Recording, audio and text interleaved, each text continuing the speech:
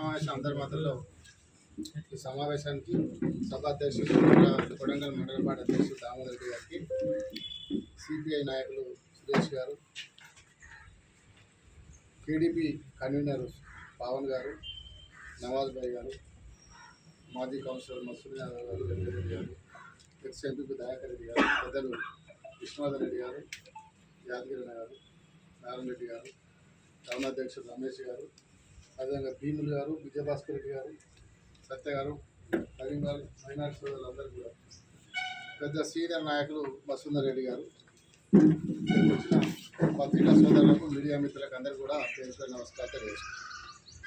మన ప్రభుత్వం ఉన్నప్పుడు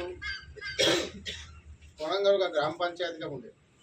ఈ గ్రామ పంచాయతీని ఒక మున్సిపాలిటీగా మార్చి సుమారు ఒక 100 కోట్లు ఖర్చు పెట్టి బ్రహ్మాండంగా, గతంలో చూసినాం మనం, ఒక డ్రైన్ లేకుంటుండే. నేను తిరిగేటప్పుడు ఎన్నికలకు ముందు ప్రచారం పోతే గాంధీనగర్లో కానీ ఎక్కడ పోయినా పెద్ద మనుషులు నడిచే పరిస్థితి లేకుంటుంది, బైక్ పోయే పరిస్థితి లేకుంటుంది, దోమలు పందులు ఒక మోరి కూడా లేకుంటుంది. అట్లాంటి పరిస్థితుల్లో దీన్ని ఒక మున్సిపాలిటీ ఏర్పాటు చేసి 100 కోట్లు ఖర్చు పెట్టి బ్రహ్మాండంగా అభివృద్ధి చేసినాం.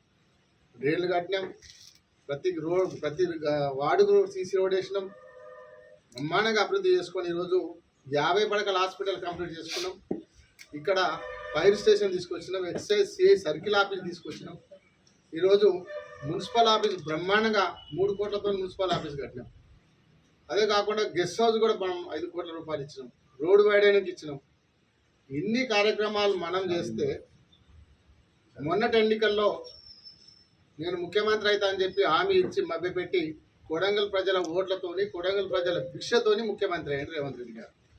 మరి నువ్వు ముఖ్యమంత్రి అయ్యి కొడంగల్ పట్టణానికి ఏం చేసినావు, కొడంగల్ నియోజకవర్గానికి ఏం చేసినావు సమాధానం చెప్పాలి కొడంగల్ ప్రజలు. మీరు ముఖ్యమంత్రి అయిన తర్వాత ఇంతకుముందే అఖిలపక్ష నాయకులు అందరూ చెప్పినట్టు మేము ఎవరు అడగలే, కొడంగల్ ప్రజలు ఎవరు నేను అడగలే. మాకు ఇక్కడ మెడికల్ కాలేజ్ తీసుకురా, ఇంటిగ్రేటెడ్ స్కూల్ పెట్టు అని అడగలే. కొన్ని అడగకుండానే మంచి కార్యక్రమం చేసినామని సంతోషపడ్డాం. మేము కూడా ఎందుకంటే ముఖ్యమంత్రి అయ్యింది కదా, డెవలప్ కావాలని చెప్పి అందరం కూడా సహకరించినాం. భూసేకరణ చేస్తే కూడా మేము ఒక్కొక్కసారి కూడా అక్కడ అడ్డుకోలేదు.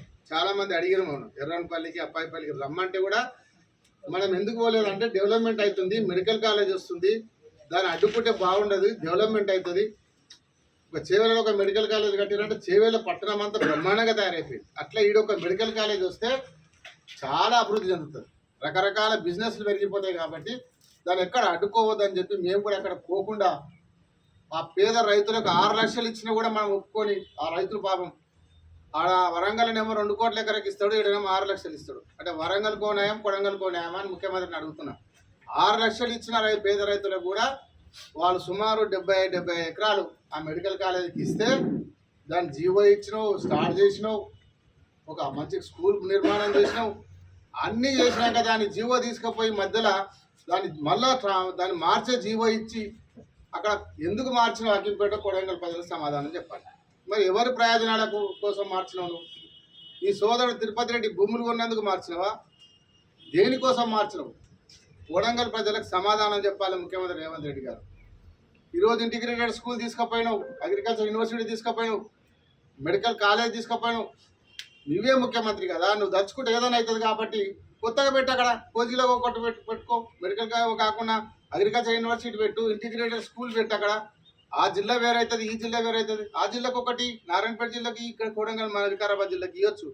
కానీ అదంతా ఏం కాకుండా ఇష్టానుసారంగా ఇష్టం వచ్చినట్టు ఎవరు అడిగేటోళ్ళు అని చెప్పి మారుస్తా ఉన్నావు.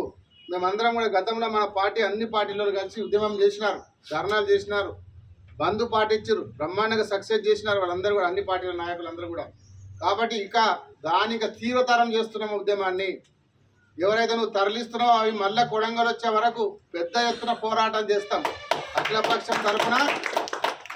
లేదంటే నువ్వు వాటినే మొండిగా వైఖరిస్తుంటే 2-3 ఏళ్ళ మా ప్రభుత్వం వస్తుంది, తీసుకుపోయినాయి అన్ని మళ్ళీ కొడంగల్ తీసుకొచ్చే బాధ్యత కూడా మేము తీసుకుంటాం. ఎందుకంటే మేము చాలా సీరియస్గా చెప్తా ఉన్నాం. తప్పకుండా ఏవైతే మార్చినో ఇమ్మీడియట్గా బేషరతుగా ఆ జీవో రద్దు చేసి కొడంగల్ మెడికల్ కాలేజ్ పెట్టాలి, కొడంగల్ ఇంటిగ్రేటెడ్ స్కూల్ పెట్టాలి, కొడంగల్ అగ్రికల్చర్ యూనివర్సిటీ పెట్టాలి. లేని పక్షంలో పెద్ద ఎత్తున పోరాటం చేస్తాం.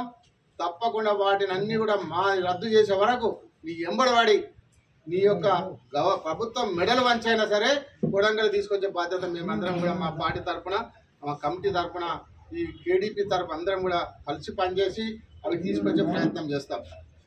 ఇవే ముఖ్యమంత్రి మీరే కదా, ఏదో మీరు తలుచుకుంటే ఇంత నిధులైన ఇవ్వగలుగుతాం. కానీ ఇవన్నీ తీసుకుపోయి అక్కడ అక్కింపేటలో పెట్టి ఎవరి కోసమో, మీ సోదరుల కోసమో, మీ సోదరుల భూములు కొన్నందుకో వాళ్ళ ప్రాపర్టీలు పెంచడానికేనో నువ్వు కొడంగల్ ఉన్నాయని తీసుకుపోయి పెడతామంటే ఎవరు ఊకోరు. పెద్ద ఎత్తున ధర్నా చేస్తాం, నిరసన చెప్తాం. 2-3 రోజుల లోపలనే నిరసన ర్యాలీ పెడుతున్నాం కొడంగల్లో.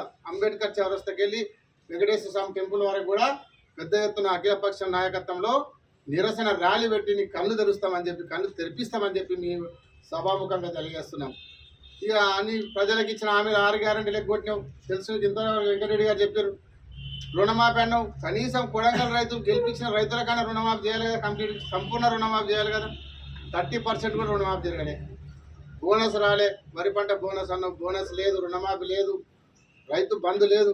కేసీఆర్ గారు నువ్వు 10,000 ఇస్తున్నావు, నేను 15,000 ఇస్తాను, మీరు ఎవరు తీసుకోకుండా ఇక డిసెంబర్ నేనే ఆ ప్రభుత్వం వస్తుంది, నేను 15,000 ఇస్తాను చెప్పినావు. ఆ కేసీఆర్ ఇచ్చే 10,000 కూడా గతి లేదు. కళ్యాణ లక్ష్మి అన్న తులం బంగారం అన్నావు. తులం బంగారం ఎక్కడ పోయింది? తులం బంగారం ఇచ్చినాకనే ఈరోజు ఓట్లు అడిగే పరిస్థితి, మీకు కొడంగల్ ఓట్లు అడిగే దమ్ము నీకు ఉండాలి. కాబట్టి అఖిలపక్షం అందరూ కూడా, నేను కూడా ఏం చేస్తున్నా అంటే ఈ ఎన్నికల్లో అందరం కలిసి గట్టిగా పోరాటం చేసి రేవంత్ రెడ్డికి బుద్ధి చెప్పాలి. మున్సిపల్ ఎన్నికల్లో మనం చైర్మన్ గెలిస్తే రేపొద్దున ఇండ్లు కూలగొడతా ఉన్నారు, ఇంతకుముందు చెప్పారు. ఆ ఇండ్లు కూలగొట్టే దాంట్లో జీవో కరెక్ట్ లేదు, వాళ్ళకి నోటీస్ లేదు. ఆ గైడ్ లైన్స్ ఏదైతే ల్యాండ్ ఎక్విజిషన్ కానీ ఇళ్ళది కానీ ఇక్కడ గైడ్ లైన్స్ ఉంటాయో ఎక్కడ కూడా పాటించడం లేదు. తిరుపతి రెడ్డి బెదిరియడం, అధికారులు బెదిరియడం, ముఖ్యమంత్రి పేరు చెప్పి బెదిరించి మేము గింత ఇస్తాం, గంతే తీసుకోండి, మేము ఇయ్యం, ఇష్టంలో తీసుకుంటారా లేకపోతే కోర్టులు వేయాలన్నా. రూల్ ప్రకారం రూల్ వర్తించకుండా ఎక్కడ కూడా ఇలాంటి రూల్ లేదు కొడంగల్ తప్ప. ఎక్కడ కూడా తెలంగాణ కాదు, భారతదేశంలో కూడా ల్యాండ్ ఎక్విజిషన్ రూల్స్ పాటించాలి. కొడంగల్ ఒకటే వ్యతిరేకంగా రేవంత్ రెడ్డి రూల్ నడుస్తూ ఉంది. ఇక్కడ సీరియస్గా అందరు ఉద్యమం, అందరు ఇండ్లు అయితే కూలిపోయిన, ఇల్లు కూలగొట్టిన ఉన్న బాధితులు ఉన్నారో వాళ్ళందరి తరఫున పోరాటం చేసి ఒక్కొక్క ఇంటికి 4 అంతుల రెట్ల నష్టపరిహారం కట్టేయాలి. వాళ్ళ స్థలము 4 అంతుల నష్టపరిహారం కట్టేయాలి. వరంగల్ ఎయిర్పోర్ట్ కట్టించినావు, కొడంగల్ అట్లా ఇవ్వాలి. అట్లా ఇస్తేనే ఒప్పుకునేది. లేకపోతే అందరం కూడా పెద్ద ఎత్తున ఉద్యమం చేసి మీ ఇంటిని ముట్టడించే కార్యక్రమం కూడా తీసుకుంటామని చెప్పి ఈ సభాముఖంగా తెలియజేస్తున్నా. మనందరం కూడా గట్టిగా పోరాటం చేసి రేపు వచ్చే మున్సిపల్ ఎన్నికల్లో మన మున్సిపల్ చైర్మన్ కొడితే తప్పకుండా ఇవన్నీ కూడా మనకు రేవంత్ రెడ్డి గుర్తొచ్చి మళ్ళా ఆ ఇన్స్టిట్యూషన్లన్నీ ఇక్కడికి వచ్చే అవకాశం ఉంటుంది. కాబట్టి మనందరం అన్ని పార్టీల వాళ్ళు ఏకమై ఈ రేవంత్ రెడ్డిని ఓడగొట్టాలని చెప్పి మరొకసారి అఖిలపక్ష సమావేశంలో ఉన్న అందరికీ కూడా, మీడియా మిత్రులందరూ కూడా తెలియజేసుకుంటూ ఈ అవకాశం ఇచ్చిన పెద్దలు ధన్యవాదాలు చేస్తానని. జై తెలంగాణ.